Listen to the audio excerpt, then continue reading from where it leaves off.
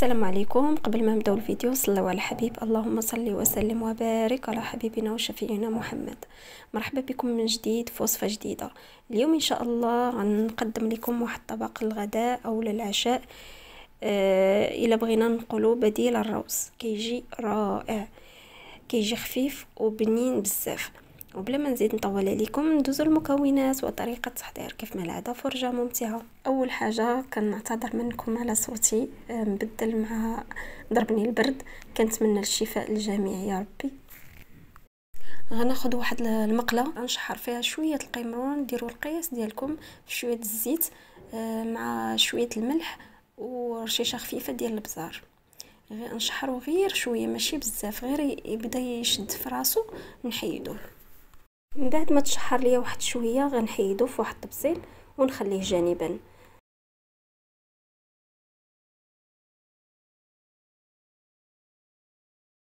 دابا غندير السيلبيا من بعد ما قطعتها واحد شويه حتى هي غنخليها تشحر ليا في الزيت مع شويه الملح وشويه البزار.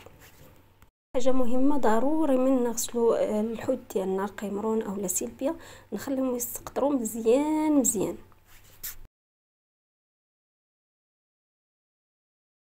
وهي السيلبيا من بعد ما تشحرات ليا صافي كنحيدها حتى هي وكنخليها جانبا. في نفس المقله درت بصله وحده اللي قطعتها قطع صغيره، وحكيت واحد جوج طريوسه ديال الثومه اللي ما بانش في الفيديو، وضفت واحد معلقه صغيره ديال الزبده. وغنخلي البصله والثومه يتشحروا ليا مزيان في ديك الزبده.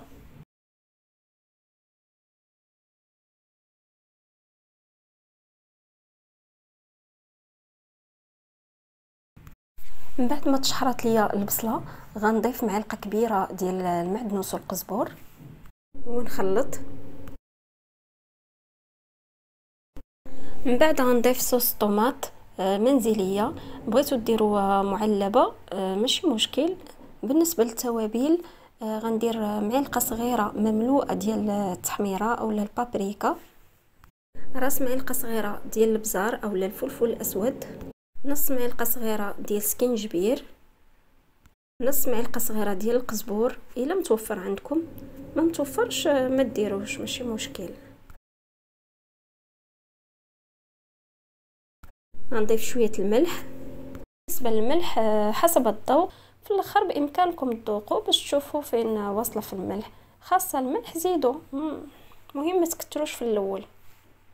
صافي دابا نغطي على المقله ديالي ونخلي ديك الصوص اللي درت تشحر لينا مع هذيك العطريه والبصيله، وغير واحد 5 دقائق ونعاود نرجع لها.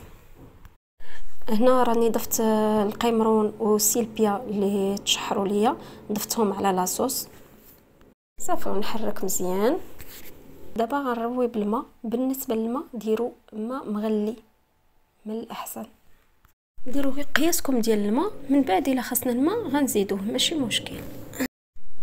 هنا عندي لسان الطير اللي درت منه 2 كيسان، رطبته في الماء واحد 15 دقيقه باش ما يتعطلش ليا في الطياب وفي نفس الوقت ما يجينيش معجن. الفوائد ديال لسان الطير عديده بزاف ما يمكنش لينا نحسبوها. هو بطبيعه الحال راه احسن من الروز. كاينين الناس اللي ما عندهمش مع الروز، عندهم حساسيه ديال الروز، من الاحسن ياخذوا لسان الطير. الاطباق اللي كنحضروا بها الروز ممكن نحضروا بها لسان الطير. صافي كنحرك مزيان وكنسد المقله ديالي ونخليه يطيب. مره نحركه، بان لينا نشف نزيدوا واحد شويه الماء. انا مره كنحركه، حاولوا ما تغفلوش عليه راه دغيا كيطيب. وهو الطبق ديالنا من بعد ما طاب كيجي الشكل النهائي ديالو هو هذا. راه كيجي رائع، ما تخيلوش شحال بنين وما كيجيش معجن. صراحه كنتمنى تجربوها الوصفه ديال اليوم، ولا عجبتكم ما تبخلوش عليا بلايك. ولاول مره دخل لقناتي وعجبو المحتوى كنقول ليه مرحبا بك، يشترك معايا بتفعيل الجرس باش يوصلوا ديما الجديد ديالي. وكنشكركم على المتابعه، والسلام عليكم ورحمه الله. الى فيديو اخر ان شاء الله.